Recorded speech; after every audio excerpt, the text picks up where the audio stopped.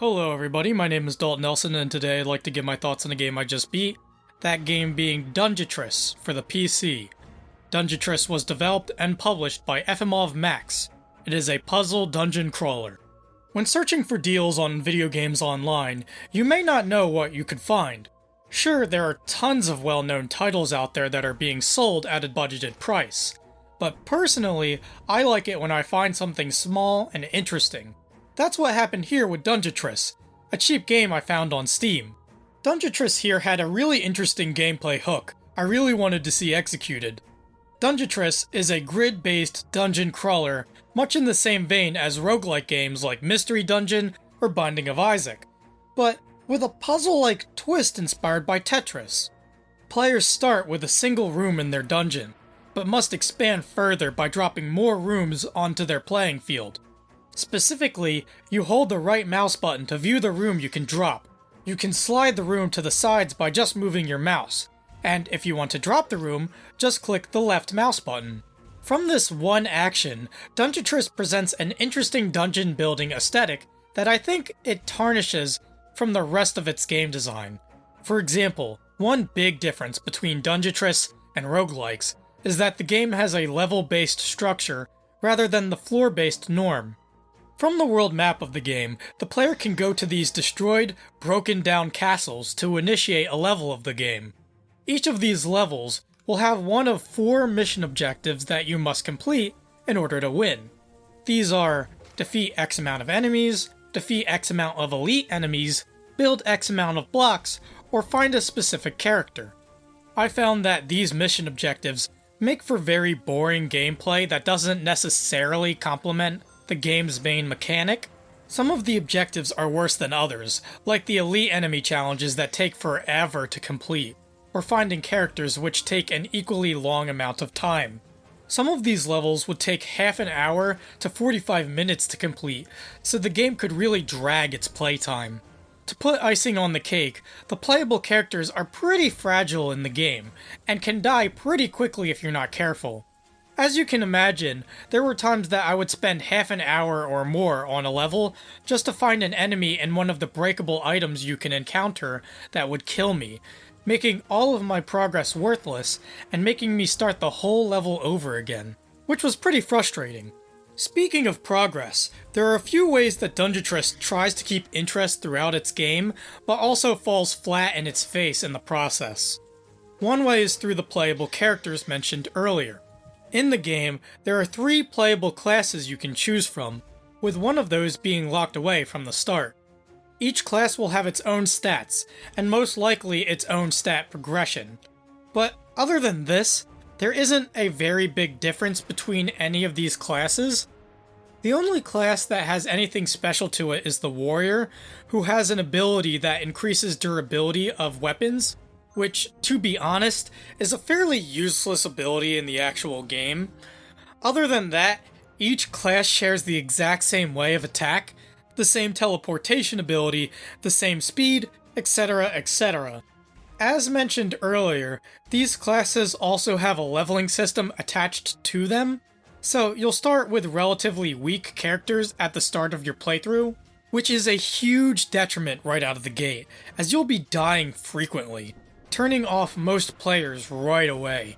As you can imagine, the way to make your characters stronger is by leveling them up by gaining experience, which you can get by defeating enemies. Personally, I think the way FMOV went about gaining experience was handled fairly poorly, as you only gain 1 XP on anything you kill, whether it be boss or low-level enemy. The XP also doesn't carry over in between levels, so you have to level up while you're playing in a stage, otherwise your progression was for naught. And I think the final aspect that makes this leveling of classes poor is that the XP only applies to the class you're playing as, so if you get far in the game and would like to play with another class, you have to go through the process of leveling all over again for that class. This caused me to pick one class and stick with it for the rest of my playthrough, as I was not going to be playing through levels all over again in this game. Another way the game tries to have some sort of progression is through coins and materials. Before we get to those, I should explain the cards in the game first. During gameplay, the player can pick up these cards that will be put into a deck at the bottom of the screen. Each card will have a special ability like dealing damage to enemies or healing your character. Cards can also be discarded, so you can play with a hand that suits your playstyle. These cards are one of the few things I like about the game. The abilities of these cards can be upgraded by the aforementioned materials, so a healing card can go from healing 10 health to 20.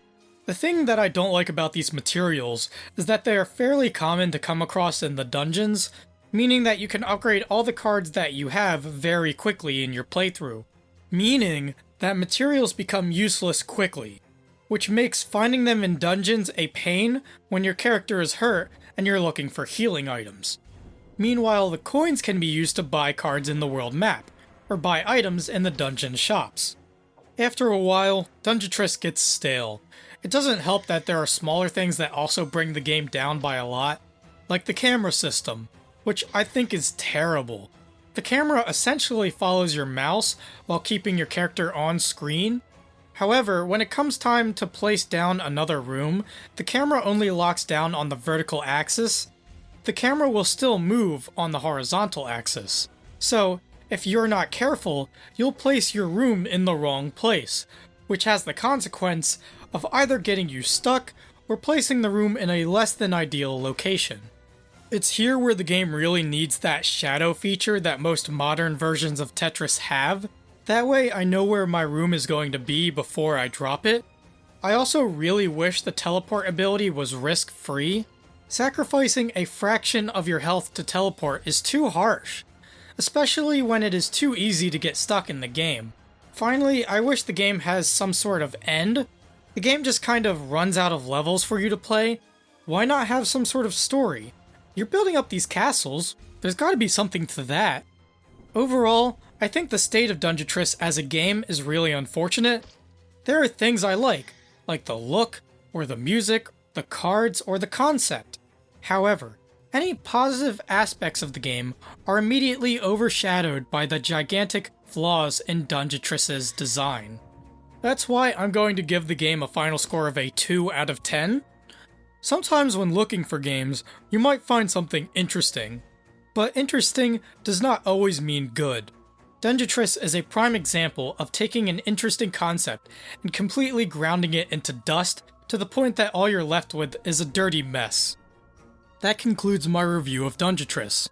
If you like my reviews, you can like, comment, or subscribe. I also have social media links down in the description below, as well as a link to my online portfolio where you can see video game design works that I have done. And with that out of the way, please make sure to have a nice day.